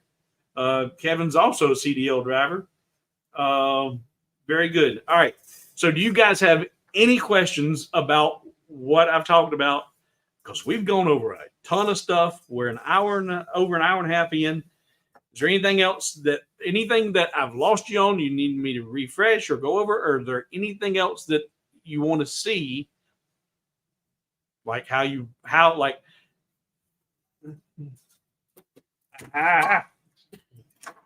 just lost my battery pack.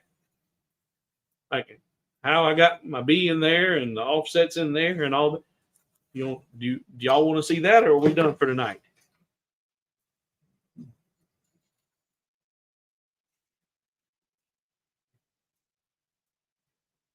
We got 48 people still here. That's awesome. Is there anything else? Do you want to see how you merge those into your honeycomb, or you want to wrap that up? Talk to me, Pete. Because I'll keep you here all night. I don't have a life, and it's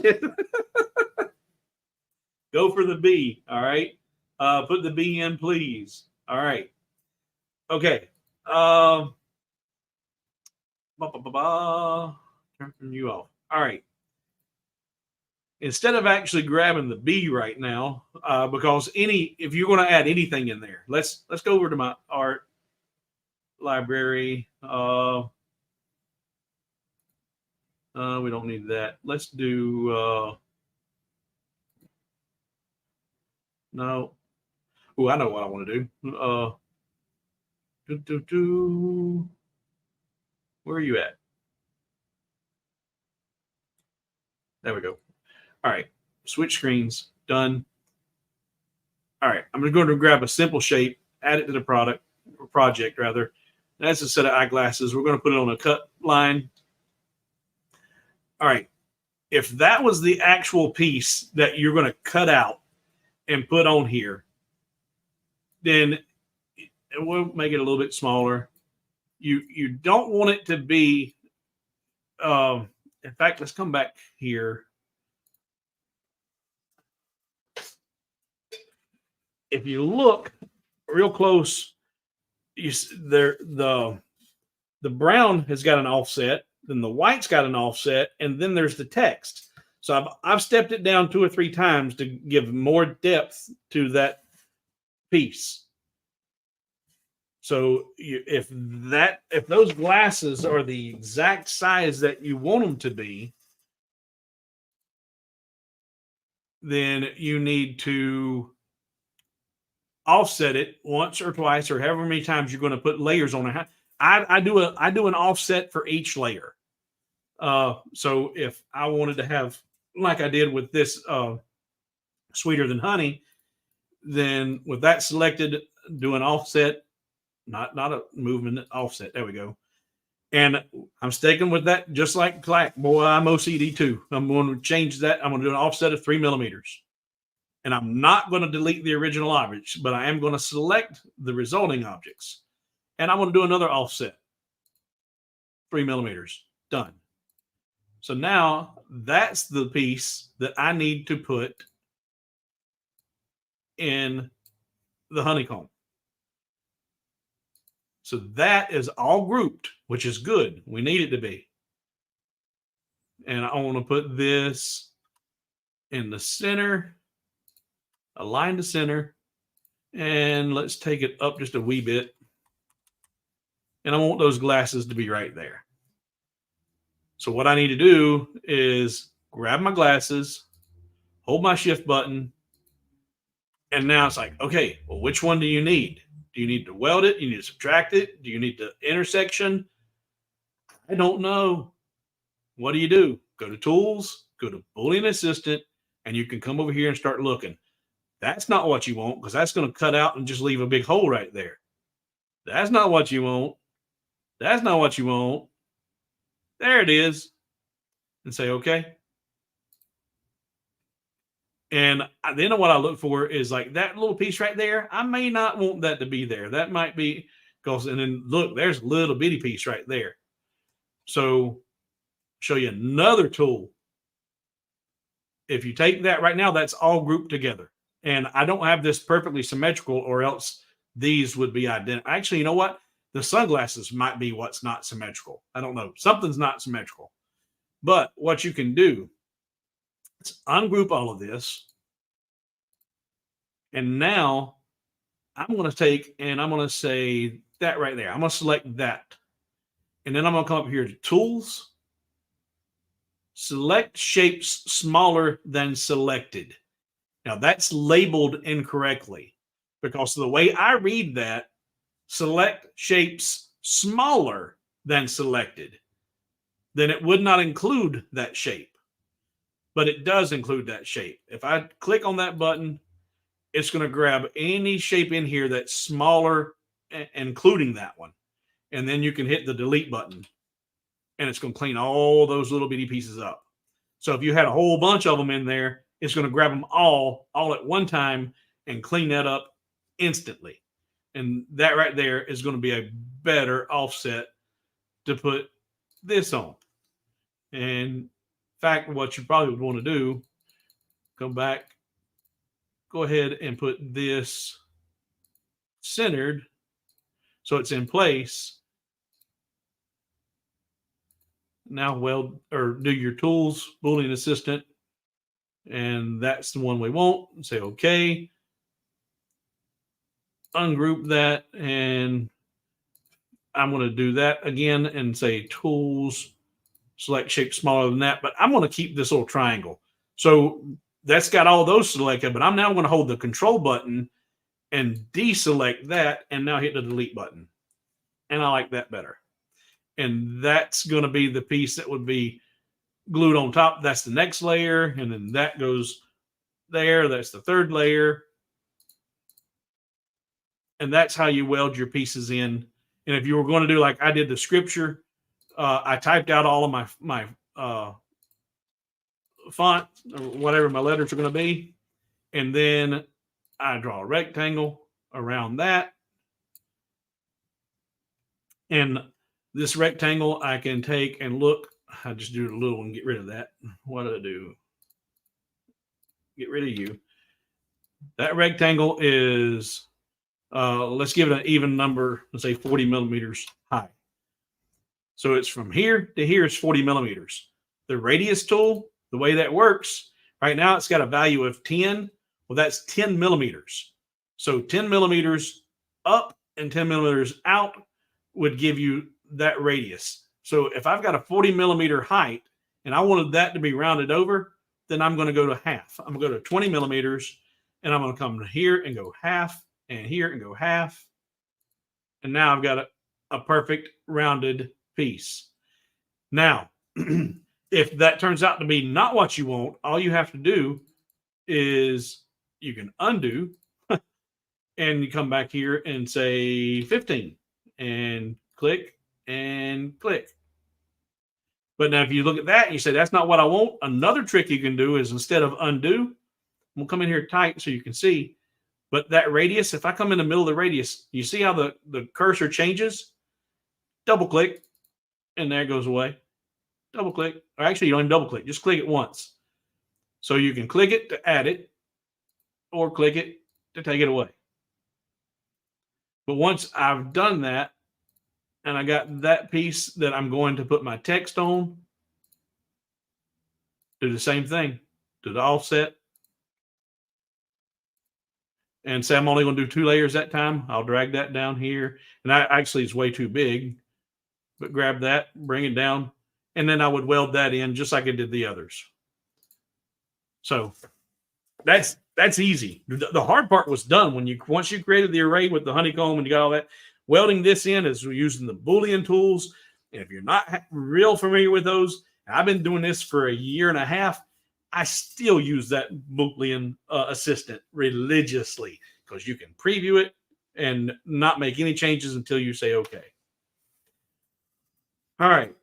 We did the how to do that. Keep going. All right. Yeah, guys, 48 people. We got 49 people here. I'm so pleased. I'm so tickled that 1 hour and 45 minutes in, I've been able to keep you guys here that long. And thank you for all of the super thanks. I greatly appreciate it. Guys, go down there and smash that like button. If you're not a subscriber to this channel, subscribe, because I don't do this a lot, but I might start taking a page from Clack. I don't even know if he's still here. He's probably Brandy's probably done called him into the house, or he might be in the house watching. I don't know.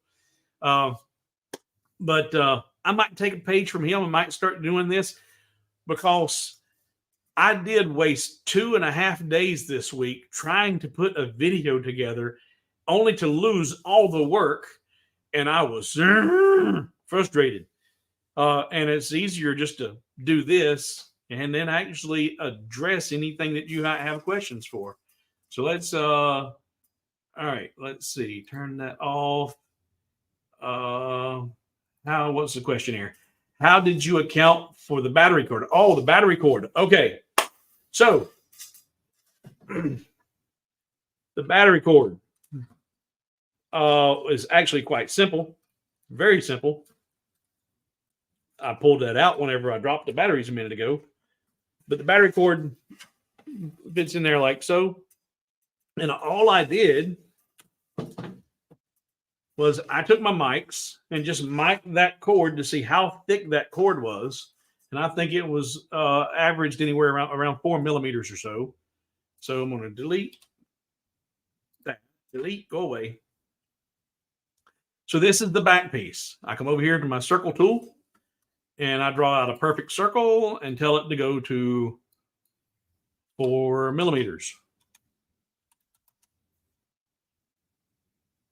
Once I got that there, I tell it to go to the center. And now that it's centered up, I brought it down about like so. I didn't take it to exactly half. I left it a little bit high.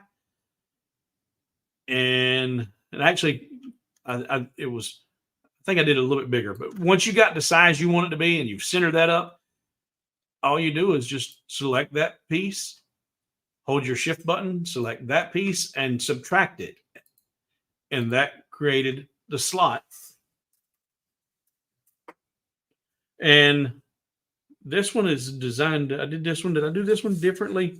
Yeah, because oh, you know what? I'm not showing you the screen, stupid. Yeah. All right, go back. I'll do that again. All right, undo. Told you guys we're gonna mess up. All right, so I drew out a perfect circle.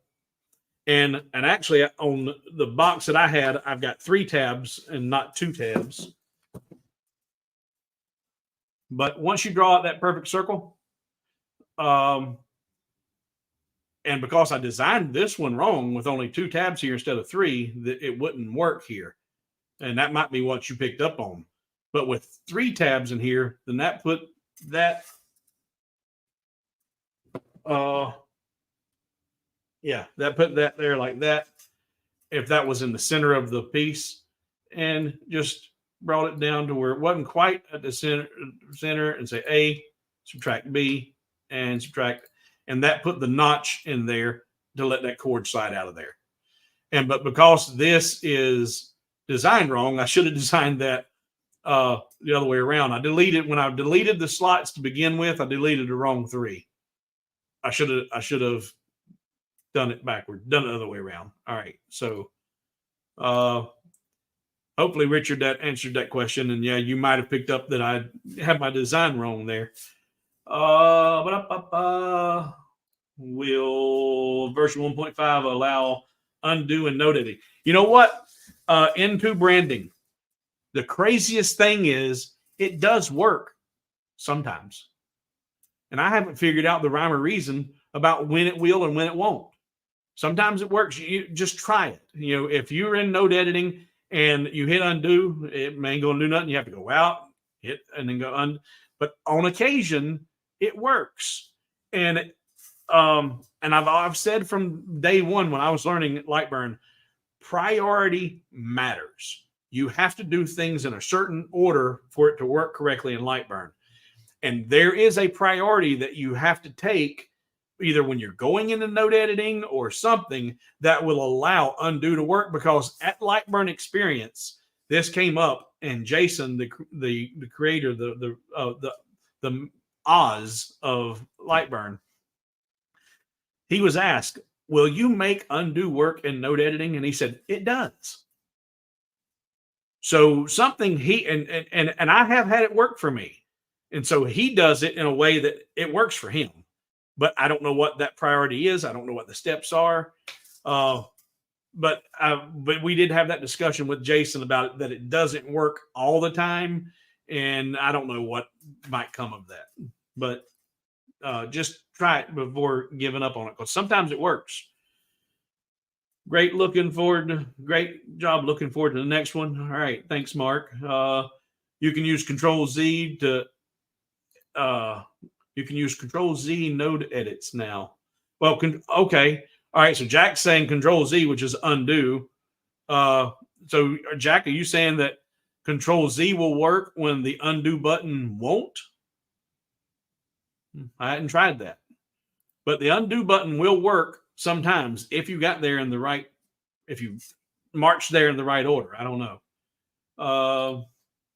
Lightburn not showing when you created the cord. Yeah, sorry about that. But I fixed it. Squirrel. I fought with node editing today, and yes, I can confirm it works when it wants to. Yeah, it's about how you got there.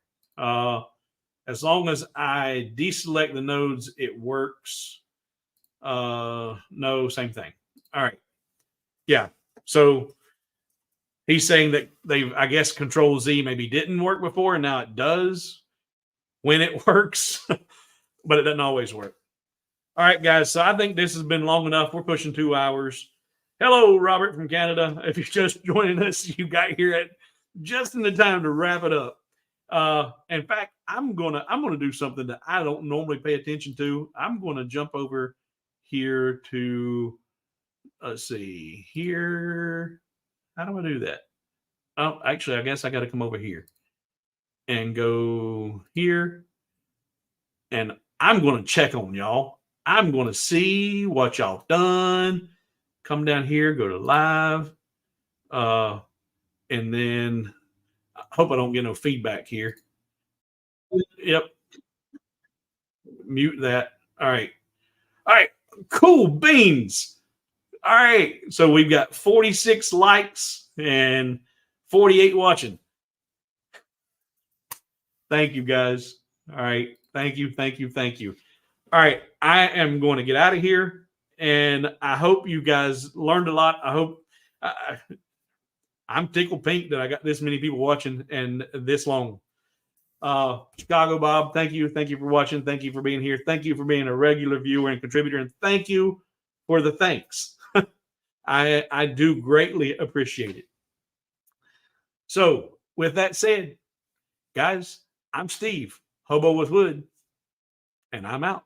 Now I got to go over here and hit the end screen button, and it takes forever to actually end the stream, and it's going to wait.